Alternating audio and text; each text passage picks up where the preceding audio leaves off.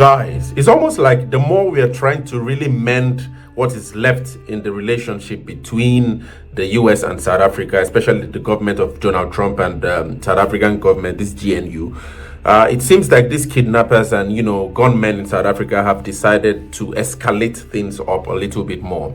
So I woke up this morning and I found some really interesting news that Missionary from, I think this is a missionary from the US, okay? News 24 says, US missionary abducted at gunpoint during church service in Kebena. All right. The Herald is another really interesting news report I usually like to read a lot. It says that Motherwell missionary pastor kidnapped during church. All right, and there's this other one here which actually says that, I think the name of this report, this website is Algoa FM. I think this is a radio station. It says US missionary kidnapped during sermon in Kebeha. All right, so I really don't know, guys. This for me, I'm just really hoping that. Anyway, I don't know if I should hope, but I'm sure this has actually gotten to the White House, and this is not good. Really, guys, this is not good. And I think this happened in South Africa, because here it says that SAPS has actually opened kidnapping and armed robbery case. So I'm just going to try to really understand this from the perspective of the Herald. It says that a missionary from the US has been kidnapped in Kebeha. His name is Josh Sullivan, and he was allegedly abducted on Thursday evening while delivering a sermon at the Fellowship Baptist Church, Motherwell, in Mambalaza Street, number 10. I think this is NU10, Motherwell, at about 7 p.m. Now, it says that the family spokesperson, whose name is Jeremy Hall, said that on Friday morning that his wife and their children were also at the church when the incident took place, but they fortunately escaped unharmed.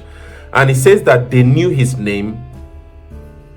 Jeremy Hall is actually saying they knew his name. In other words, I think the men who came to abduct this pastor knew his name.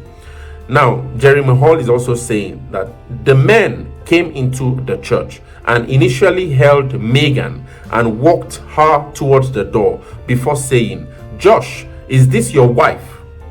Then they pushed her on the ground and took Josh before driving off in his vehicle. The car was found a few kilometers away shortly afterwards. Bro, this is serious, guys. This is not good. This is not good. I don't think this should be happening with the kind of person like Donald Trump in power. I really don't think this should be happening in South Africa.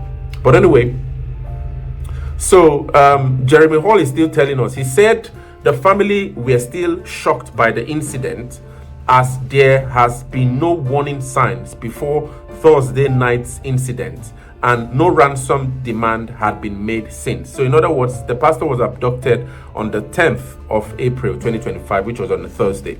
Jeremy says, "We are praying for his safe return." Now, police spokesperson South Africa, I think this is Captain Andre Bertke, said that the 45-year-old pastor was abducted by 4 armed and masked men. They stole 2 cell phones and then took the 45-year-old male pastor with them and fled the scene in the pastor's own vehicle. The vehicle, I think it says that the vehicle, the silver Toyota Forerunner, was recovered a short while later in Motherwell. He said a kidnapping and a robbery case was opened by SAPS, Motherwell, and was investigated by SAPS anti-gang unit. Now, this news now says that any person with information that could assist police with this investigation can contact the SAPS AGU's detective W.O. Dudley Ferreira at, they now give a number. Since this is public anyway, I think, the link, I'll put it on the show notes. You guys can try to go check on this link and make a call if you really know any person who can assist the police with this. But this is actually, I can feel that this is an urgent call from these news publisher, these news outlets, News 24, the Herald, and Al Goa FM. Because it's really serious, guys. And I don't know if this will be passing a message to Americans planning to visit South Africa, or Americans in South Africa. Oh my goodness, help South Africa. Because South Africa now is on the map, guys. And if you notice the series of videos I've been putting, you know, you can see the last video I had with Rob Hersoff, DJ Spoo, and Penwell, really trying to DJ Spoo especially, really trying to convince Rob Hersoff to speak to the likes of Elon Musk. Let them know that there are no farm murders in South Africa. There's nothing like a genocide in South Africa and all of that. I really don't know where this kind of news now would put that narrative, even if the likes of Rob Hersoff decides to attempt such a move. Because now this news continues. It says Sullivan is a church planter missionary. So he's a kind of missionary who plants churches, all right? He says he's a missionary who specializes in establishing new churches or planting new congregations in areas where there are few or no existing Christian communities for the Fellowship Baptist Church. He has been missionary to South Africa for almost a decade, having moved to South Africa with his family. Wow, he moved to South Africa, bro. He says he moved to South Africa with his family in November 2018 to establish a church within the Xhosa speaking community. Together with his wife Megan, they established the Fellowship Baptist Church Motherwell and have been working in the community to assist families in a variety of ways. So that's how the news ends here. So I don't know, guys. This is not a good news, I tell you. I'm not proud of this at all. You know, I'm actually on the side of diplomacy. I'm actually on the side of news that tries to, I've been really waiting for news that tries to, you know, speak about how probably the US-South Africa relationship might be getting mended, you know, in some way. Probably Ronald Lamola and, you know, the guy, the secretary, the US Secretary of State would probably have even if it's a Zoom meeting or a Zoom call or something.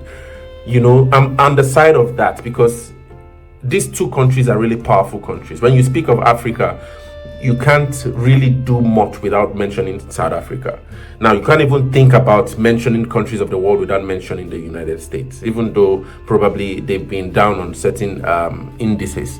But these are two powerful states.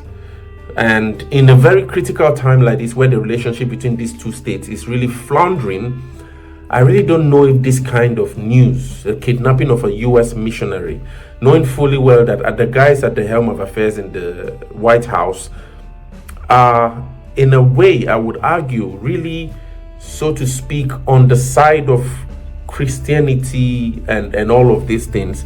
To have a missionary, Christian missionary, kidnapped now in this same South Africa where relationships are floundering,